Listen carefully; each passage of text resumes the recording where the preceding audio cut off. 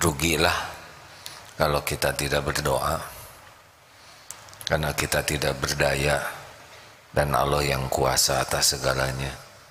Dan Allah nyuruh kita berdoa, dan Allah senang kalau kita berdoa. Alangkah sombongnya kalau kita tidak minta tolong kepada yang sangat senang menolong. Dan doa tidak doa pasti beda hasilnya.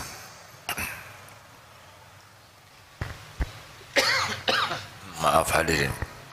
Silakan nomor berapa, Ustaz? 71. Fadol. Bismillahirrahmanirrahim. Kitab Al-Hikam nomor 71. Ma qadaka syai'un mislul wahmi. Tiada sesuatu yang dapat memimpin atau menuntun engkau seperti angan-angan atau bayangan yang kosong. Waham ialah tiap-tiap angan-angan terhadap sesuatu selain daripada Allah, yang berarti angan-angan terhadap sesuatu yang tidak mungkin terjadi. Tiada yang dapat memimpin, menuntun kita kecuali seperti angan-angan. Jadi memang kita pasti punya keinginan. Yang jadi masalah adalah keinginan kita ini mendekatkan kita kepada Allah atau menjauhkan dari Allah. Keinginan kita ini membuat kita semakin tawakal atau semakin tidak bersyukur. Karena kebahagiaan itu diberikan oleh Allah kepada orang yang qanaah, bukan kepada orang yang banyak keinginan. Rasulullah SAW bersabda, qad aflaha, ini hadis sahih Muslim ya, qad aflaha man aslama, sangat beruntung, amat sangat beruntung, amat sangat bahagia, sukses orang yang mendapatkan hidayah Islam. Qad aflaha man aslama wa ruzika kafafan, dan Allah memberikan kecukupan. Jadi bukan keberlimpahan rezeki, bukan banyak, tapi cukup. Jadi bahagia itu tidak pada banyaknya, tapi pada cukupnya. Apa artinya sepatu banyak tidak ada yang cukup? Ya, banyak belum tentu merasa cukup, tapi yang cukup pasti cukup. Banyak itu tidak jelas, tapi cukup itu terukur. Nah, sudah jelas dalam hadis riwayat Muslim ini bahwa kebahagiaan itu bukan pada banyak, jumlah yang banyak, tapi kepada kecukupan. Ruziko kafafan. Yang ketiga, Rasulullah mengisyaratkan wa qanna'ahullahu, dan diberikan qanaah, Allah memberikan qanaah kepadanya bima atahu, dengan apa yang Allah berikan kepadanya. Satu, orang itu kalau diberikan Islam udah sangat beruntung. Yang kedua, Allah memberikan rezeki yang cukup, tidak banyak tapi cukup. Karena banyak belum tentu cukup. Kalau keinginannya lebih banyak dari jumlah yang banyak itu tetap tidak cukup. Dan yang ketiga, qanna'ahullahu bima atahu, dan dia diberi Allah hati yang puas, merasa sangat senang dengan apa yang Allah berikan kepadanya. Timbul pertanyaan, oh, orang yang diberikan warujiko kafafan ini adalah orang yang terhormat. Jadi dia tidak mengidam-idamkan apa yang di tangan orang lain, apalagi meminta-minta. Jadi dia dibuat cukup oleh Allah dan tercukupi tidak hanya di hati dan juga pada fisiknya, sehingga dia tidak merendah, tidak meminta-minta, tidak mengharapkan. Karena kalau tangan sudah terbuka begini ke atas, sudah seperti ini, tangan di bawah mengharapkan, itu mau setinggi apapun pangkat jabatan pasti hina, pasti dia rendah dibanding dengan yang memberinya. Berapa banyak yang sudah sangat kaya, termasuk hakim kurang agung yang kemarin ketangkap, itu sudah kaya, tapi ya begitulah, tidak punya jiwa qanaah di hatinya, sehingga tidak merasa cukup terus. Dan ini merupakan salah satu siksaan, karena orang akan diperbudak dengan apa yang diangan-angankannya. Jadi kalau ingin tahu orang yang diberikan bahagia oleh Allah itu bukan yang banyak uang, tapi yang dia diberikan cukup batinnya tuh, puas dengan pemberian Allah. Dan dia tidak, misalkan dia punya handphone, dia tidak pusing dengan handphone kiri kanannya, walaupun handphonenya jadul, dia puas. Dia tidak sibuk dengan ini keren, itu tidak. Dia tidak sibuk dengan merek, karena dia perlunya segitu dan dia sudah puas.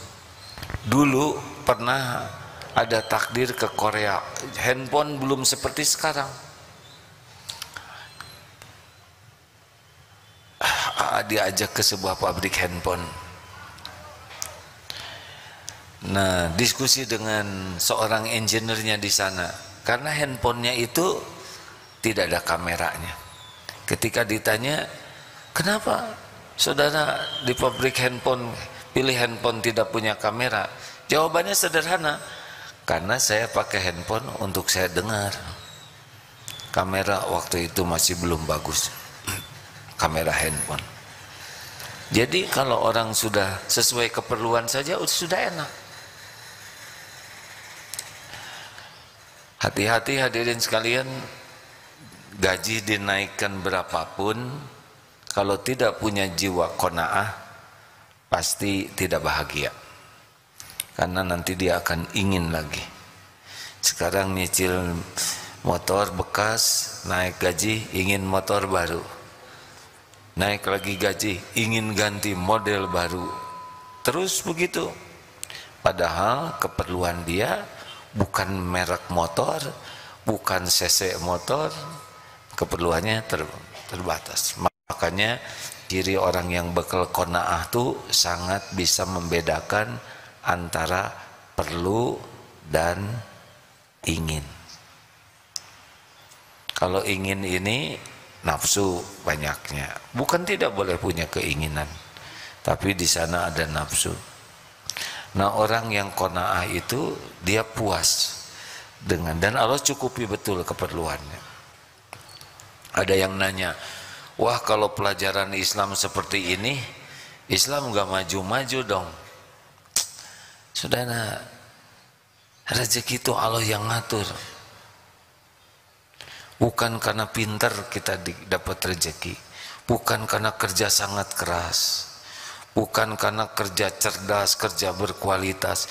5 As itu yang didengungkan di Darut Tauhid, kerja keras, kerja cerdas, kerja berkualitas, kerja tuntas, kerja ikhlas, itu bukan masalah jumlah rezeki, ini masalah amal soleh. Kita kerja keras sebagai amal soleh, kerja cerdas sebagai amal soleh, kerja berkualitas sebagai amal soleh, kerja tuntas, kerja ikhlas, amal soleh. Perkara rezeki itu urusan Allah.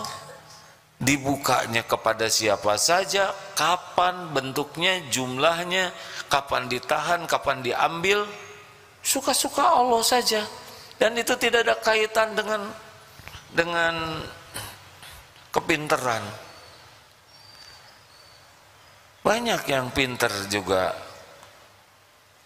ya begitulah ya. Itu ada kemarin dokter jadi Ya begitulah, saya tidak mau bicara profesi karena bukan berarti jelek ya profesinya, tapi kata orang ini tidak sebanding dengan gelar doktornya. Berapa banyak itu yang leha-leha juga banyak rezekinya karena bapaknya kaya dan meninggal mendadak ya. Sudahlah, tidak usah riweuh, mendingan syukuri yang ada. Kalau kita diberikan punya keinginan boleh, ingin punya rumah boleh tidak? Boleh. Tapi yang memberi rumah itu adalah Allah. Tapi harga-harga sekarang naik. Kalau Allah mau ngasih, Pak, mau harga berapapun pasti terjadi. Kalau Allah tidak mau ngasih, Pak, walaupun kita punya, nggak kebeli aja. Jadi tidak usah panik dengan BBM naik. Pertama, dari dulu gua naik, masih hidup ya, mau hidup. Yang kedua, rezeki dari Allah tuh tidak tergantung BBM naik atau tidak. Di Inggris, negara yang begitu makmur, sekarang tingkat kesulitannya kalau dibaca tuh ya, sangat tidak terbayangkan. Di negara maju sampai mau cari makan saja sulit. Anak-anak di sekolah sampai ngemut permen karena malu, mistingnya itu kosong. Ya, tidak ada yang aneh, sesuka Allah saja, dibuka, ditahan, diambil. Dan bagi kita sama saja semua itu ladang amal. Silakan yang pengen punya rumah, tuh di sana tuh ada rumah-rumah yang bagus di Cipaganti. Saudara tahu bayar listriknya berapa? Gaji 5 juta, listrik 10 juta, cuman setengah bulan kita ngemut listriknya tuh. Paling ngemut kabel di sana. Kan ada itu biasa ngontrak oleh saudaranya, udah daripada ngontrak itu aja, tinggal di rumah saya yang nggak kepake itu besar, senang, pindahlah ke sana. Mulai stres ya nggak, asal bayar aja listriknya. Ternyata listriknya aja setengah gajinya itu. Pindah lagi sekarang ke kontrakannya. Nggak usah, tidak usah pengen yang hanya membuat kita letih. Ada pelatihan cepat kaya, pelatihan apa tuh, bagaimana? Ya terserahlah, yang mau ikut boleh. Tapi saya lihat santri ikut pelatihan gitu aja ya, nggak cepet juga ya. Yang agak cepet kayaknya tuh yang ngadakan pelatihannya aja. Itu mah Allah hadirin, bulat hati kita tuh. Ar-Razzaq, Allah yang membuka, yang menahan, melapangkan, menyempitkan, ngambil, Allah. Pada waktunya ada, bekal ada. Pada waktunya sempit, bekal sempit.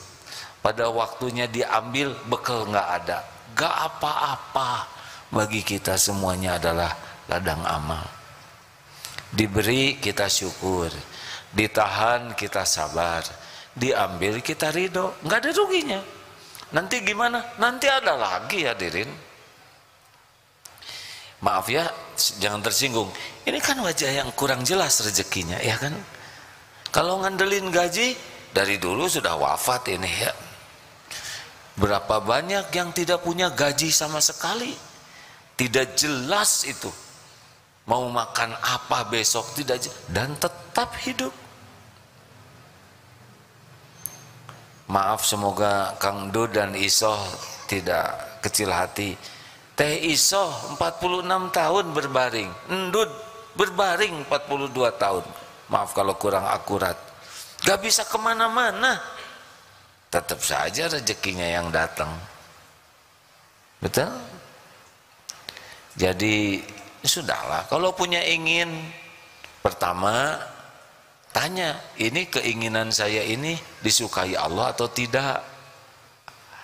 Jangan sampai suka menurut nafsu. Kalau kira-kira ya ini tidak melanggar syariat nih, kalau saya ingin ini, misalkan ingin Ferrari misalkan ya, itu yang kecil itu ya gak apa-apa, ingin sesuatu Allah suka enggak. Yang kedua, kita harus minta tolong ke Allah, ini teh baik tidak untuk kita, ini benar atau tidak. Yang kedua, baik atau tidak, ada halalan ada thayyiban ya. Ini yang kita inginkan halal, tapi kan belum tentu thayyib. Coba kalau duren halal atau tidak? Kata siapa? Tergantung duren siapa yang saudara makan ya enggak? Ada duren nganggur ditelan, durennya halal, tapi ngambil duren orang jadi tidak halal. Makanya kalau punya keinginan, sesudah ini tidak melanggar syariat nih keinginan saya, kemudian mulailah musyawarah dengan yang ahlinya. Karena kalau sudah ingin itu kecenderungannya harus terjadi, harus bisa dua hal, satu musyawarah dan yang kedua istiqoroh. Dan harus sangat siap, jadi tidak jadi itu gak ada masalah. Tidak penting keinginan kita itu terjadi, yang penting adalah dipilihkan oleh Allah yang terbaik. Jangan suka ngotot ya kalau dunia, karena yang kita inginkan belum tentu yang terbaik. Yang paling pedih tahu tidak? Yang sangat menginginkan, yang memang di lauh mahfud gak ada catatannya itu, udah pasti paling apes itu. Bagaimana supaya tidak? Ya minta tolong ke Allah. Kalau nggak ada ya nggak usah ingin. Misalkan ini santri naksir, santri akhwat, padahal tidak ada catatannya jodoh di sana, udah apes aja itu. Ternyata jodoh teman, ya aduh lebih ngeri lagi. Sudah mending istiqoroh, ya Rob, ini gejala apa ini? Kenapa kalau bukan jodoh pakai cinta? Allah kan lihat setiap lirikan, ya kan? Dia ngelirik terus, tanam saja oleh Allah rasa suka, walaupun tidak ada jadwal bekal jodoh. Kan tidak ada satupun lirikan yang luput dari pengetahuan Allah. Ya'lamu kha'inatal a'yun wa ma tukhfis sudur. Allah tahu setiap khianat mata dan apa yang disembunyikan di hati. Astagfirullah. Memang yang lebih berat lagi adalah yang diberi kemampuan bisa beli apa aja karena uangnya ada. Aduh, ini bisa tidak ada ujungnya tuh keinginannya tuh. Baru beli, ini kurang cocok warnanya. Itu ada yang warna, bisa beli lagi tuh. Padahal nambah barang, nambah urusan, karena pasti harus diurus. Nambah biaya, nambah pikiran, nambah kotor hati, dan yang terberat adalah nambah hisabnya. Sambil bicara begini, sambil mikir barang-barang yang ada ini. Astagfirullahaladzim. Jadi sambil ceramah tidak ada menerawang ini. Sepeda ada berapa ya? Astagfirullah. Apa kita bagikan saja gitu? Tapi rasanya belum waktunya ya. Karena banyak yang berharap.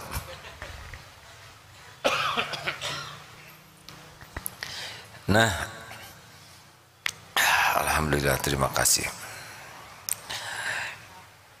Ini sudah terima kasih banyak ya. Tapi kemarin, ada tapi itu kurang bijaksana. Beberapa waktu yang lalu bertamu ke seorang yang pengusaha besar, bersepeda sama-sama. Ketika menyajikan minum, beliau itu sangat pelan-pelan dan diatur sedemikian rupa sehingga tangannya ini pas untuk tempat atas. Luar biasa. Nggak apa-apa ya. Kalau nggak begitu nggak jadi ilmu buat semuanya ya.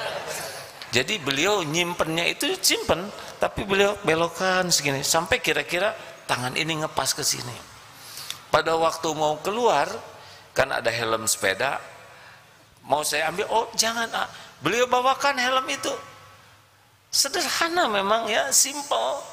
Dibawa sampai dekat sepeda, lalu diserahkan ketika mau naik sepeda. Kemudian tidak berbalik kecuali kitanya sudah pergi. Ini ada Rasulullah SAW ini.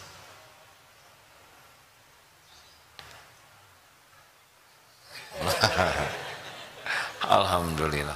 Terima kasih. Beliau sebetulnya sudah tahu, tapi sengaja digini supaya jadi ilmu buat semua ya. 1001 alasan berbaik sangka ya. Lanjut. Jadi di Darut Tauhid ini bisa bahagia, bisa menderita. Kalau dia sibuk tidak nerima yang ada, sibuk membanding-banding dengan rezeki yang lain, nanya-nanya gaji temennya, kamu gaji berapa? Ini ciri-ciri bakal apes nih ya. Kamu gaji berapa? Itu tidak nambah gaji dia, tapi nambah penderitaan dia. Rezeki dari Allah itu tidak harus lewat gaji semuanya, tidak harus terhitung oleh kita, tidak harus terpikir juga oleh kita. Tenang saja, yakin saja, Allah Ar-Razzaq, satu-satunya pemilik pembagi rezeki. Kita fokus saja jadi amal soleh, bekerja dengan niat lillahi ta'ala, lakukan yang terbaik, doa yang maksimal, selebihnya bereslah. Ini saya nggak punya tabungan, padahal nanti ada pada waktunya. Ada yang tidak bisa lihat, teman di BSD, istrinya juga tidak bisa lihat, pandangannya sangat terjaga, punya anak 2. Suatu saat dikirim makanan 2 paket waktu musim Covid. Apa yang beliau lakukan? Boleh enggak paket ini untuk teman saya? Malah yang dipikirkan temannya. Bagaimana Bapak, nanti ini cukupnya cuma 2 minggu paket ini? Enggak apa-apa, insya Allah nanti juga ada lagi rezekinya. Tidak ada yang mau dipijet karena waktu Covid kemarin nggak bisa pakai remote ya, pijetannya nggak kerasa. Qadarullah, ada jalan jualan kerupuk.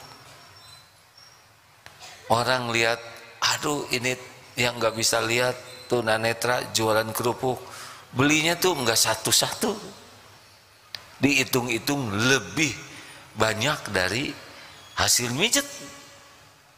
Tidak pernah terbayang dagang kerupuk yang tidak pernah dilihat kerupuk itu seperti apa. Kemarin jumpa lagi, gimana Pak Agung jualannya? Alhamdulillah, sekarang yang jualan kerupuk banyak sekali, yang awas juga pada jualan sekarang. Bahkan nawarin ke saya mau jualan kerupuk, padahal saya lagi jualan kerupuk. Bagaimana perasaan Pak Agung dengan ada orang-orang yang banyak jualan? Oh, tidak apa-apa, itu kan Allah yang ngebagikan rezeki. Mereka mungkin sedang terbatas rezeki dari pekerjaan lain, tidak ada beratnya tuh. Beliau yang ngasih rezeki Allah, yang dagang yang lain juga rezekinya dari Allah. Tapi berkurang tidak ini yang ya memang sekarang cuma 4-5 bungkus sehari dibanding dulu. Tapi sekarang banyak yang dipijet gitu. Karena kalau mijet kerupuk kan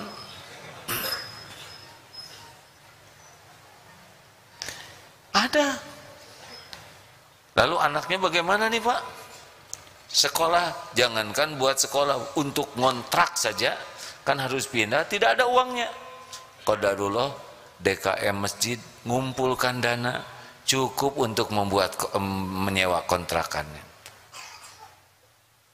Lalu bagaimana anaknya mau sekolah? Ada sebuah lembaga memberi beasiswa, beres saja. Yang kalau dihitung-hitung itu Masya Allah. Jadi rezeki itu tidak harus terpikirkan oleh kita. Yang harus kita pikirkan, pekerjaan kita jadi amal soleh tidak, itu saja. Man amila solihan min dzakarin aw unsa wa huwa mu'min falanuhyiyannahu hayatan thayyibah. Barang siapa yang beramal soleh baik laki maupun perempuan dan dia beriman, yakin ke Allah, maka Allah benar-benar mengaruniakan kepadanya di dunia ini hayatan thayyibah. Ah, ini enak hidup seperti ini hadirin. Wah, orang Islam tidak akan maju lah. Kita mau maju, mau bahagia, kan? Mau maju kemana? Ujungnya sama kok, masuk kubur.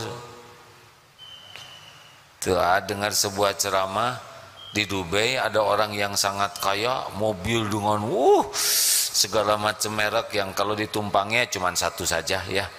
Dan nggak mungkin 5 terus dia tiarap di atas, nggak enak pakai begitu.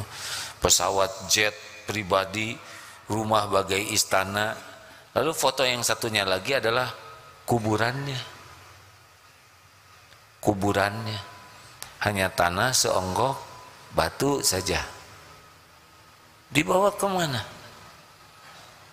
Mbak Eli kemarin wafat. Itu yang dari Inggris ya, Elizabeth. So akrab katanya, soalnya Mbak Eli, Ce Eli lah ya, Ce Elizabeth. Bawa apa ke kuburan? Makanya hidup ini mau apa? Mau bahagia? Kalau saya milih bahagia, bahagia bukan dari jumlah harta, bahagia bukan dari jumlah rumah, aset, bahagia bukan dari gelar, pangkat, jabatan, kedudukan, popularitas, subscriber, follower, gak. Bahagia tuh man amila soliham min dzakarin aw unsa wa huwa mu'min. Amal soleh, hatinya ikhlas, melakukan apapun ikhlas lillahi ta'ala. Makin ikhlas makin bahagia, kurang ikhlas kurang bahagia. Tidak ikhlas, tidak bahagia. Hidupnya benar, bahagia. Tidak benar, tidak bahagia. Terserahlah, mau apa? Ya, karena saya sudah agak lama di dunia ini, sudah ngerasain capeknya. Pontang, panting, pentong, pentung. Sekarang milih bahagia aja. Bahagia itu jangan berharap apa-apa dari selain Allah. Lakukan yang terbaik, Allah saja. Gak usah nunggu-nunggu, gak usah ngarep-ngarep, gak akan kemana-mana. Yang Allah berikan pasti ketemu, yang Allah tidak berikan tidak ketemu. Lakukan aja yang terbaik. Nggak usah pusing apa yang akan datang ke kita, gak akan kemana-mana, gak ketukar, gak meleset, gak bisa dihalangin. Apa? Allah sedang mendengarkan. Tidak ada kebaikan bisikan-bisikan, kecuali bisikan, cuma 3 bisikan yang baik tuh. Bisikan ngajak orang bersedekah, bisikan amar ma'ruf nahi mungkar, dan bisikan untuk membawa kedamaian. Makanya saya bisik-bisik. Ya, sudah segitu aja. Ada pertanyaan? Gak usah banyak keinginan, gak ada yang ngasih. Mending banyak berbuat saja yang terbaik. Silakan, ada yang mau menambahkan Ustaz? Quran surah Ar-Ra'd surah ke-13 ayat ke-26. A'udzu billahi minasy syaithanir rajim. Allahu yabsutur rizqa liman yasha'u wa yaqdir wa farihu bil hayatid dunya wa mal hayatud dunya fil akhirati illa mata'. Allah melapangkan rezeki bagi siapa yang Dia kehendaki dan menyempitkan bagi siapa yang Dia kehendakinya. Maka bergembira dengan kehidupan dunia, padahal kehidupan dunia dibandingkan akhirat hanyalah kesenangan yang sedikit. Nah, yang paling gampang mah syukuri yang ada. Nanti kok akan ada. Walaupun kita tidak ingin, kalau perlu kan Allah udah tahu keperluan kita. Nanti akan diadakan oleh Allah, percayalah. Asal kita ridho, kita lakukan yang terbaik, kita bersyukur, nanti pada waktu kita perlu akan ada. Percayalah hadirin, Allah sudah tahu keperluan kita, lebih tahu dari kita sendiri. Selama ini saja dicukupi, cuman karena kita jarang menafakuri apa yang Allah beri ke kita, itu yang membuat kita curiga terus, sibuk dengan memikirkan cemas yang belum ada. Sibuk dong dengan apa yang sudah diberikan oleh Allah, jangan sibuk dengan yang belum ada. Gak bisa yakin ke Allah kecuali bisa menafakuri. Ya begitu. Ada pertanyaan silakan. Kalau tidak ada cukup, alhamdulillah. Mau apa Pak? Menanya. Alhamdulillah. Sebentar, pakai mikrofon ya.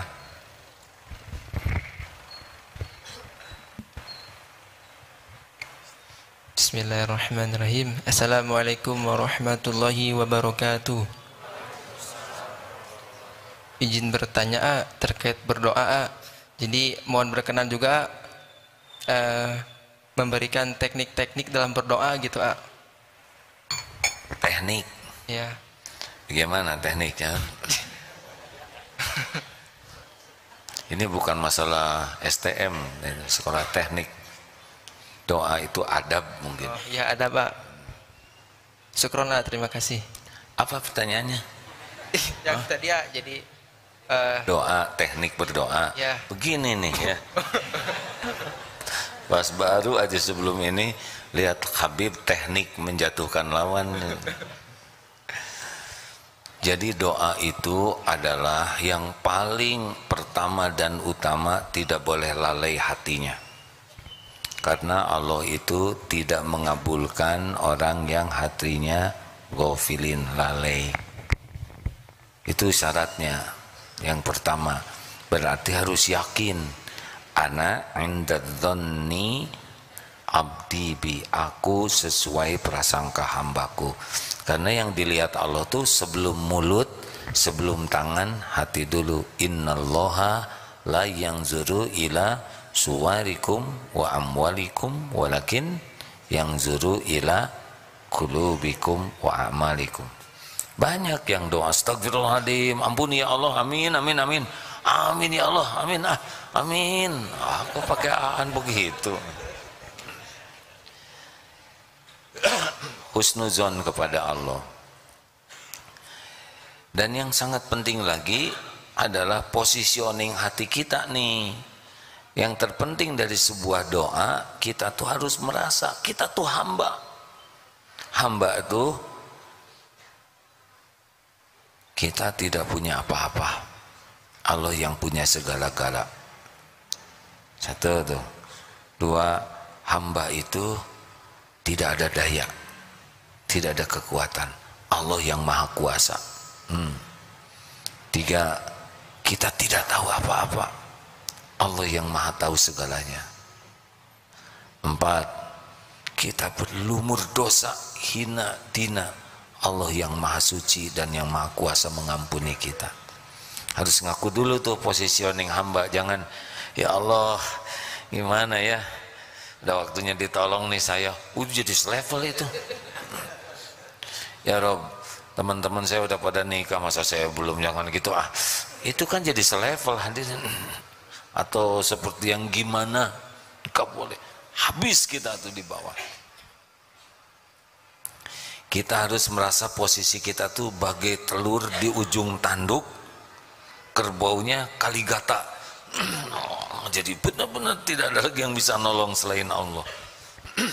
Benar-benar itu, hati itu harus yakin kepada Allah, yakin kepada janji jaminan Allah, dan posisi kita sebagai hamba. Adab-adab lainnya ada tuh di buku doa. Bacalah browsing gampang sekarang ya. Yang agak jarang itu adalah amalan hatinya. Menghadap kiblat dalam keadaan wudu, karena doa itu kan ad-du'aul huwal ibadah. Itu yang sahih. Ada lagi hadis ad-du'au mukhul ibadah, itu dianggap doif. Tetapi karena banyak yang senada, jadi memang doa itu saripatinya ibadah. Doa itu ada dua jenis. Ada doa dalam bentuk memuji Allah, itu doa juga. Karena afdhalu doa alhamdulillah. Doa yang paling afdol itu alhamdulillah. Dan ada yang doa dalam bentuk permintaan. Jadi kalau kita memuji-muji Allah itu bagian dari penting dari doa. Makanya adabnya pertama kalau doa itu puji Allah dengan asmaul husna, ismul azam. Kemudian sholawat. Sholawat itu ada 3 tempatnya. Ada yang di awal saja, ada yang di awal dan di akhir, tapi ada yang di awal, di tengah, di akhir juga bersolawat. Karena solawat itu yang mengangkat doa kita. Kalau nggak pakai solawat nggak ngangkat.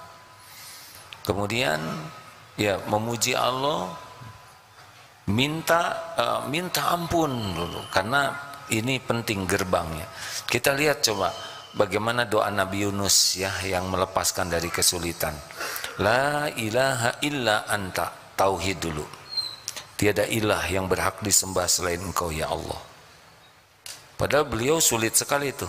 Gelapnya malam, dimasukkan ke gelapnya lautan, dimakan oleh ikan, ada dalam perut ikan, gelap, 3 kegelapan.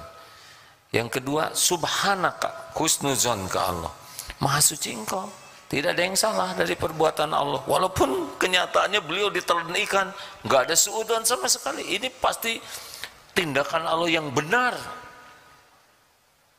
Baru yang ketiga, inni kuntu minaz zalimin, saya ini manusia zalim. Allah maha suci, kita zalim. Gitu. Nabi Adam coba, apa nyalahin setan? Ya Allah, Engkau tahu kan kami begini gara-gara ditipu setan. Hancurkan setan.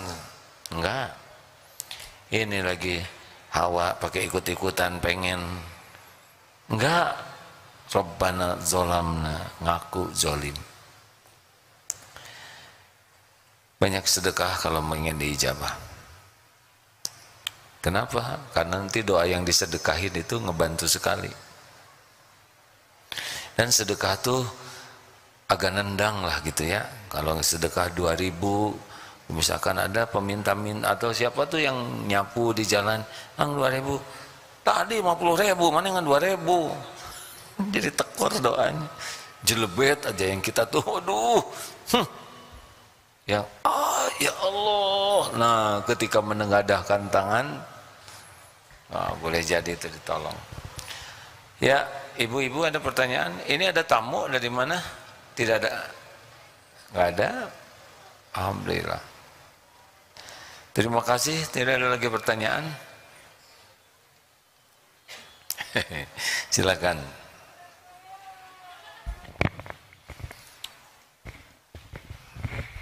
Assalamualaikum Pak. Waalaikumsalam warahmatullahi wabarakatuh. Punten, saya mau tanya, gimana sikap kita menyikapi mertua yang menyuruh kita untuk bercerai, padahal si anaknya, si istri saya ini tidak mau gitu. Dikarenakan karena penghasilan dari saya lebih rendah dari istri saya gitu, maksudnya istri saya lebih tinggi. Jadi begini saya bantu ya. Ada sebuah keluarga, mertuanya menyuruh anaknya bercerai, anaknya ini perempuan, karena menilai suaminya itu penghasilannya lebih kecil daripada anaknya. Kurang lebih pertanyaannya seperti itu. Benar, Pak. Yang ditanyakan sekarang sikap siapa? Suaminya? Ya, sikap kami berdua lah gitu, Oh, dalam iya. menyikapi. Kalau sudah dinikahkan itu anak perempuan, itu sudah pindah tanggung jawabnya kepada suami. Beda dengan anak laki. Kalau anak laki, misalkan itu orang tua saya ikut sama saya nebeng di rumah saya, durhaka, karena harta anak harta orang tua juga. Kalau anak laki itu ngikut terus. Kalau anak perempuan ketika ijab kabul sudah menjadi tanggung jawab anaknya. Bukan tidak nurut ke orang tua, tapi harus nurut ke suami. Jadi kalau suaminya nggak mau pisah, nggak usah pisah. Apakah ini durhaka? Tidak, ya, karena suruhannya tidak baik.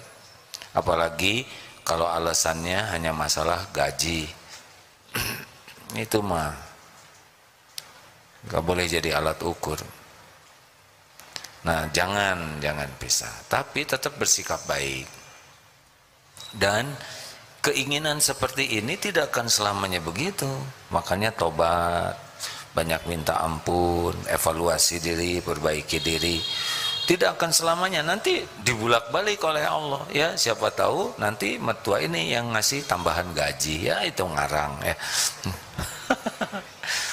Ya, jadi kalau ada masalah tuh tidak akan seakan-akan kalau udah begini, begitu selamanya. Oh enggak, Allah tuh ngebulak-balik. Makanya ada perbuatan orang yang tidak baik tuh kita hanya boleh tidak suka kepada perbuatannya, kepada orangnya tetap harus sayang, karena besok lusa bisa berubah itu. Ya kita juga kan begitu, ya nggak nyangka kita begini, ya kan? Halo? Maksudnya saya nggak nyangka gitu. Dah banyak tobat, banyak minta ampun ke Allah, banyak minta tolong. Akhwat, jangan mau dinikahin hanya karena orang itu punya mobil, ya. Karena mobil itu pinjaman. Kalau milih calon suami hanya karena duniawi, sekejap duniawi itu bisa hilang. Pilihlah karena akhlaknya, ketakwaannya. Nanti Allah yang nyukupin. Jangan terpesona kepada mobil bagus. Mobil bagus itu cuman kaleng, besi, paku, karet, gak ada apa-apanya. Emang bagus sih, cuman tidak jamin bahagia. Coba suaminya bawa mobil bagus, kecodet dikit bisa ditempeleng itu istri, ya, karena dia lebih mencintai mobilnya. Dah, bonus terakhir supaya jadi ganjil 3. Ada pertanyaan? Ya, silakan deh. Salam, tenang ya. Assalamualaikum warahmatullahi wabarakatuh. Perkenalkan, nama saya Amirul Mukminin, asal dari Bekasi. Alhamdulillah. Pertanyaan saya, Guru Agim, Afwan, yang pertama, bagaimana cara untuk bisa bersih hati, jasad dan ruhnya? Syukran. Supaya bersih hati, jasad dan roh. Oh, serem ini. Saya tidak tahu ngebersihkan roh halus seperti itu. Ini teh udah pengajian bertahun-tahun deh, pengennya ngebersihin hati. Jadi jawabannya bersihkan aja lah oleh ade ya. Bersih hati yang paling dekat itu adalah la yazalul lisanuka rotban min zikrillah. Jangan pernah berhenti lisannya dari nyebut nama Allah dengan ikhlas, ya. Karena bagaimana dalilnya? tidaklah yastaqimu imanan abdin, tidaklah istiqomah iman seorang hamba hatta yastaqima qalbuhu, wala yastaqimu qalbuhu hatta yastaqima lisanuhu. Tidaklah istiqomah iman seseorang kecuali dia dengan hati yang istiqomah. Jadi ini hatinya istiqomah, nanti keyakinannya akan istiqomah. Dan tidaklah hatinya istiqomah kecuali lisannya istiqomah. Makanya sulit orang memiliki istiqomah kalau tidak istiqomah jaga lisan. Dek, kurangin bicara, zikir yang banyak. Mumpung pakai masker begitu aman.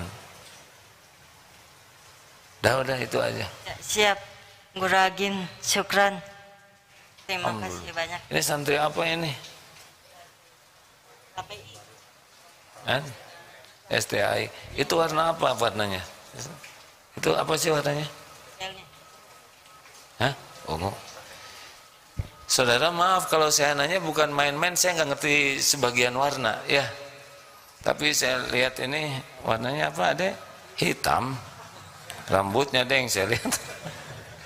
Tapi tahu saya juga merah, hijau, pokoknya tahu hijau dari mana, bergerak ya. Oh, pasti hijau nih. Tahu yang begitu, hanya sebagian warna kurang mengerti ya. Ya, disleksia. Diberi karunia Allah disleksia ya. Ada beberapa hal.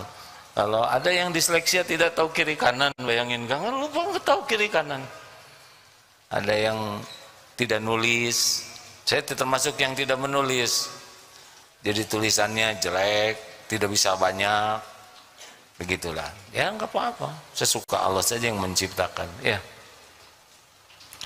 10% di dunia ini disleksia, ada yang ringan, ada yang sedang, ada yang berat. Contoh yang disleksia itu Thomas Alva Edison. Kemudian Muhammad Ali, saya cari yang keren-kerennya dunia ya nggak, Lee Kuan Yew ya, ini penjahat-penjahat sejati juga itu ada yang disleksia. Katanya yang disleksia ini mikirnya agak beda syariatnya lah dengan yang lain, karena dia memiliki beberapa kendala menyelesaikan masalah, jadi dia berpikir menyelesaikan masalahnya tidak dengan cara yang umum. Katanya begitu, tapi semuanya ada dalam ilmu Allah. Yang baik cuman yang takwa saja. Terima kasih Bapak Ibu yang budiman. Allahumma shalli ala sayyidina Muhammad wa ala alihi. Alhamdulillahirabbil alamin ya Allah. Allahumma inna nas'aluka bi annaka lakal hamd la ilaha illa anta wahdaka la syarika lak ya Hannan ya Mannan badi'us samawati wal ard dzul jalali wal ikram ya arhamar rahimin irhamna. Doa yang maha menatap, berkahilah ya Allah umur yang tersisa ini, ampuni kami ya Allah, ampuni kami lebih banyak melupakanmu daripada mengingatmu. Ampuni duniawi ini sangat memenuhi pikiran dan hati kami, sehingga sedikit sekali kami mengingatmu. Ampuni ya Allah, dunia ini masih tampak mempesona, sehingga kami sering terpedaya. Ya Allah, tampakkan dunia ini sebagaimana Engkau tampakkan kepada Rasulullah dan para kekasih-Mu. Jangan biarkan dunia ini tampak indah ya Allah. Titipkan kepada kami dunia yang Engkau pilih, halal, barokah, dunia yang tidak menjauhkan kami darimu, bahkan dunia yang membuat kami dekat denganmu. Titipkan kepada kami dunia yang membuat hidup kami bermanfaat bagi sebanyak-banyaknya makhlukmu. Jangan pernah ada apapun yang lengket di hati kami selain Engkau ya Allah.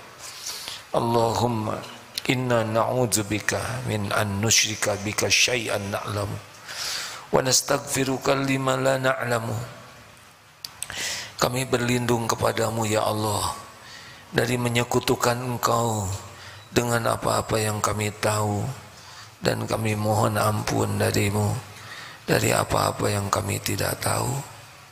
Ya Allah, jangan biarkan nafsu memperdaya, memperbudak, dan menjerumuskan kami. Karuniakan kepada kami nafsu yang Engkau rahmati ya Allah, nafsu yang membawa kebaikan bagi dunia akhirat kami. Ya Rabb, jangan biarkan kami menginginkan kecuali apa yang Engkau sukai. Lindungi kami dari keinginan yang membuat kami tergelincir dan terhijab darimu. Duhai Allah, Engkau lah yang maha tahu kapan hidup kami berakhir. Jadikan hari-hari yang tersisa ini benar-benar berbahagia bersamamu setiap saat. Jangan biarkan hati ini berpaling darimu sesaat pun. Jangan biarkan ada yang mencuri hati ini darimu. Ya Allah, jadikan setiap saat hanya bersamamu, hanya di jalanmu, hanya untukmu ya Allah, hanya agar kami bisa pulang berjumpa denganmu. Jangan biarkan ada kerinduan yang menggebu di hati ini selain rindu ingin bisa berjumpa denganmu ya Allah.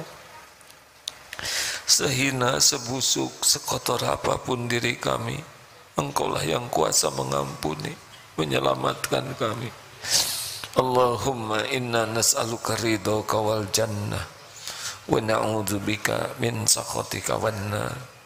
Rabbana atina min ladunka rahmah wa hayyi' lana min amrina rasyada. Ya muqallibal qulub tsabbit qulubana ala dinik. Rabbana la tuzigh qulubana ba'da idh hadaitana wa hab lana min ladunka rahmah innaka antal wahhab. Allahumma arzuqna al-istiqamah. Allahumma ighfir lana wa li walidina warhamhum kama rabbawna shighara. Allahumma ighfir lil mu'minina wal mu'minat wal muslimina wal muslimat al ahya'i minhum wal amwat. Rabbana atina fid dunya hasanah wa fil akhirati hasanatan wa qina adzabannar. Subhana rabbika rabbil izzati amma yasifun. Wassalamun alal mursalin walhamdulillahi rabbil alamin. Alhamdulillah. Alhamdulillah. Subhanakallahumma bihamdik asyhadu alla ilaha illa anta astaghfiruka wa atubu ilaik. Assalamualaikum warahmatullahi wabarakatuh.